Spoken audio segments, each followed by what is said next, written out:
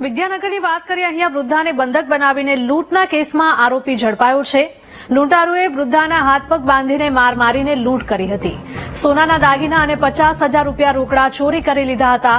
વૃદ્ધાનો પરિવાર 15 દિવસ પહેલા જ વિદેશ ગયો હતો। તો વિદ્યાનગરમાં વૃદ્ધાને બંધક બનાવીને લૂંટના કેસમાં આરોપી આખરે ઝડપાયો છે। લૂંટારુએ વૃદ્ધાના હાથ પગ બાંધીને માર માર્યો હતો અને લૂંટ ચલાવી હતી। સોનાના દાગીના અને 50,000 રૂપિયા રોકડા ચોરી લીધા હતા। વૃદ્ધાનો પરિવાર 15 દિવસ અગાઉ જ વિદેશ ગયો હતો।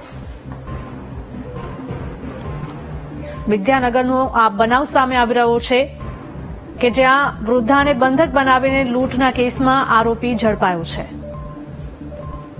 લૂંટારુએ વૃદ્ધાના હાથ પગ બાંધીને માર માર્યો હતો અને ત્યારબાદ લૂંટ ચલાવી હતી। સોનાના દાગીના અને 50,000 રૂપિયા રોકડા ચોરી કરી લીધા હતા।